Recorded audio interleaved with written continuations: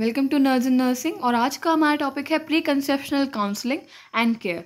ये सारा का सारा डेटा मैंने डीसी दत्ता से लिया है, तो ये काफ़ी कंसाइज फॉर्म में है। अगर आपको डिटेल में पढ़ना है तो please let me know in the comments. Start करते हैं डेफिनेशन से। When a couple is seen and counselled about pregnancy, its course and outcome well before the time of actual conception is called pre conceptional counselling. This definition is given by DC Datta's text book of obstetrics.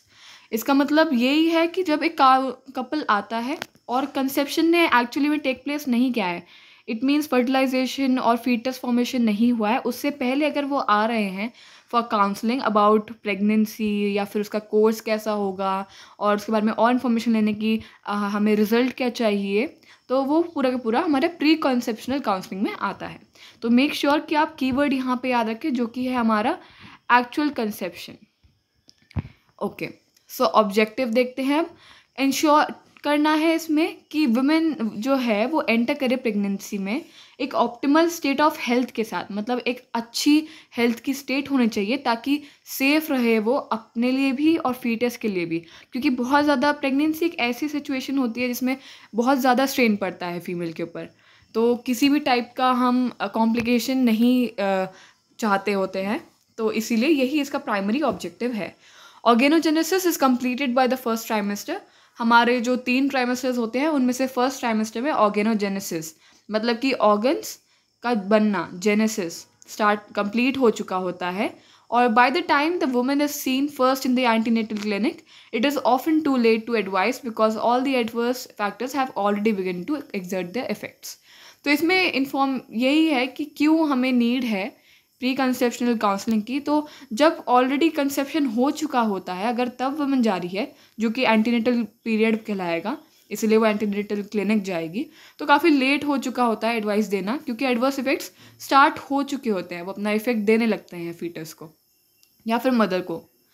तो pre conceptional phase कौन सा time होता है जिसमें identify करना होता है हमें कोई भी रिस्क फैक्टर जो कि कॉज कर सकता है, पोटेंशियली इफेक्ट कर सकता है पेरीनेटल आउटकम को। पेरीनेटल का मतलब होता है during the whole process of pregnancy. Prenatal, antenatal, perinatal, ये पूरे टर्मिनोलॉजीज आप पढ़ेंगे। इस आउटकम को एडवर्सली इफेक्ट ना हो, इसलिए हमें सारे के सारे रिस्क फैक्टर्स को आइडेंटिफाई करना होता है। ये होता है हमारा pre conceptional phase. The woman is informed about the risk factor and at the same time care is provided to reduce or to eliminate the risk factor in an attempt to improve the pregnancy outcome.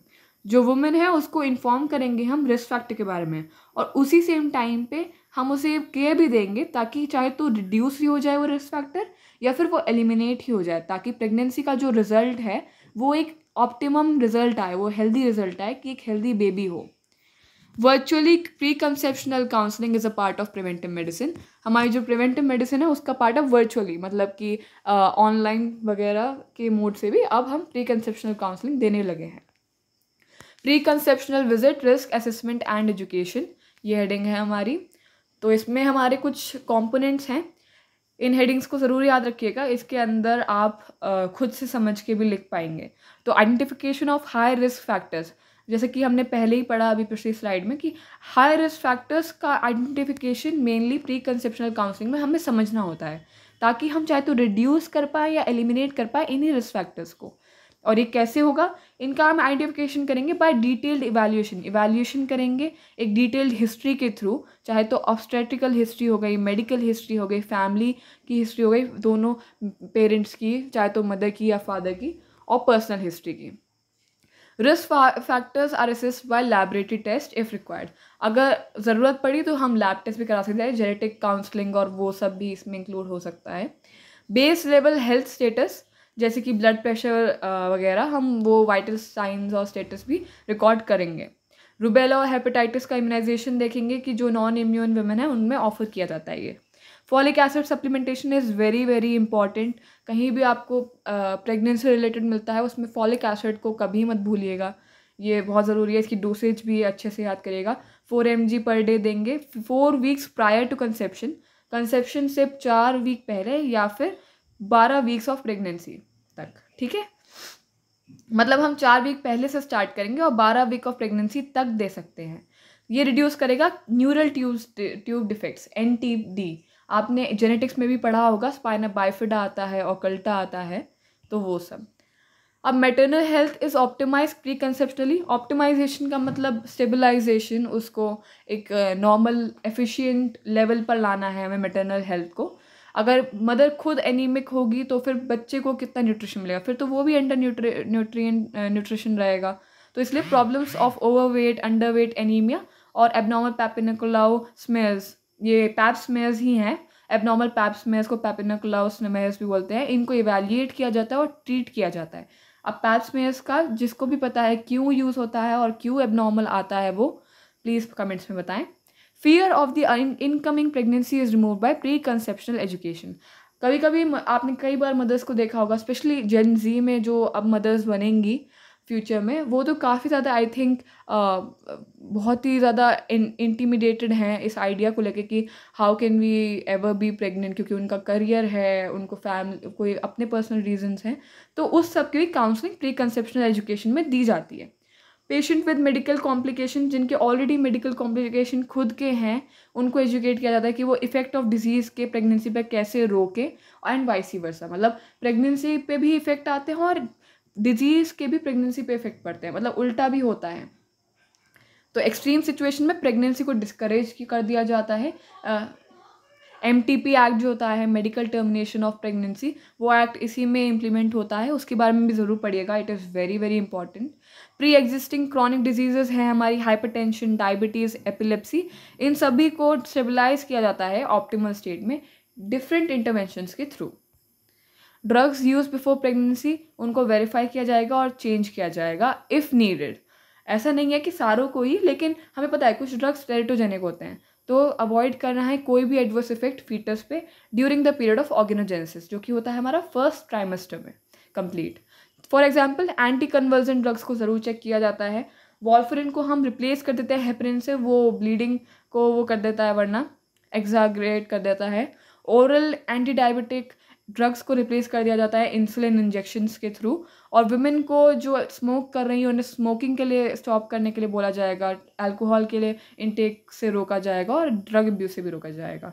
जो addicted women होती हैं उन्हें specialised care दी जाती है। ठीक है। Inheritable genetic diseases जैसे कि हमारी सिकल सेल डिजीज़, ये सब हो गई, सिस्टिक फाइब्रोसिस वगैरह, इनको स्क्रीन किया जाता है कंसेप्शन से पहले, और इनका रिस्क कि फीटस तक ना पहुँचे इसको भी डिस्कस किया जाता है। और इम्पॉर्टेंस जो होती है हमारी प्रीनेटल डायग्नोसिस की, वो बहुत ही इंपॉर्टेंट होती है। हमें पता है क्रोमोसोमल और जेनेटिक डिजीजेस बहुत ज़्यादा होती है, ट्राइसोमी 21 है हमारी, तो वो सारी हो सकती हैं। तो उनके बारे में भी डिस्कशन किया जाता है कि how to prevent the transmission. Inheritable genetic diseases को मैनेज किया जाता है, चाहे तो प्राइमरी प्रिवेंशन और सेकेंडरी प्रिवेंशन होते हैं इसमें। प्राइमरी प्रिवेंशन में हम एलिमिनेट करेंगे कॉजल फैक्टर, लेकिन सेकेंडरी प्रिवेंशन में अनफॉर्चुनेटली हमें इफेक्टेड फीटस को टर्मिनेट करना पड़ेगा। कपल्स जिनकी हिस्ट्री है रिकरेंट फीटल लॉस की, मिसकैरेजेस की, या फिर उनकी फैमिली में कंजेनाइटल एब्नॉर्मैलिटीज़ हैं जैसे कि जेनेटिक, क्रोमोसोमल या स्ट्रक्चरल रीजंस की वजह से, उन्हें इन्वेस्टिगेट किया जाता है, उनकी लैब टेस्ट वगैरह करवाई जाएंगी और उनको काउंसिल किया जाएगा उसी के अकॉर्डिंग। कुछ अनट्रीटेबल फैक्टर्स भी हो सकते हैं, हर कोई इतना लकी नहीं होता है कि वो ट्रीट हो पाए। एजुकेशनल क्लासेस दी जाती हैं कि रिगार्ड टू डिलीवरी कब होगी, टाइमिंग क्या होगी कंसेप्शन की, क्या मेथड्स यूज़ होने चाहिए, पॉसिबल इंटरवेंशंस क्या करने हैं ताकि एक हेल्दी आउटकम निकले। और ये हमारे फोर्सेप्स होते हैं और सिजेरियन डिलीवरी, LSCS हमें पता ही है। प्रीनेटल क्लासेस भी बहुत इंपॉर्टेंट और हेल्पफुल और वैल्यूएबल होती है इन सिचुएशंस में। Counselling should be done by primary health care providers, जो भी हमारे प्राइमरी हेल्थ केयर प्रोवाइडर्स हैं वो सभी काउंसलिंग प्रोवाइड कर सकते हैं। और इसमें हम गाइडेंस ले सकते हैं या फिर असिस्टेंस ले सकते हैं एक ऑब्स्टेट्रिशियन की, फिजिशियन की और जेनेटिस्ट की। और ये बल्कि बेटर होगा अगर वो भी हमें असिस्ट करेंगे, वरना this can be done by nurses as well. Limitations क्या होंगी इसकी? 2 मेन लिमिटेशंस हैं, मतलब 2 मेन रीजंस हैं कि क्यों क्या लिमिटेशन है। लिमिटेशन ये है कि बहुत ही कम परसेंटेज ऑफ वुमेन अवेल कर पाती है ये प्री कंसेप्शनल काउंसलिंग की केयर। और रीजंस क्या होते हैं कि वो नहीं ले पाती है इन चीज़ों को, रिसोर्सेज को। एक तो लैक होती है पब्लिक अवेयरनेस की, ऐसे अंडरसर्व्ड एरियाज़ में लोगों को पता ही नहीं होता कि ऐसा भी कोई कॉन्सेप्ट होता है। और काफ़ी सारी प्रेगनेंसीज अनप्लान्ड होती हैं, लोगों को पता ही नहीं चलता कि कब वो प्रेग्नेंट हो गए। So that was all about today's topic. अगर आपको कोई भी डाउट हो या फिर अगर आपको इस पे डिटेल वीडियो चाहिए हो, अगर किसी और फॉर्मेट में चाहिए हो नोट्स वगैरह में, please let me know in the comments. Until then bye bye.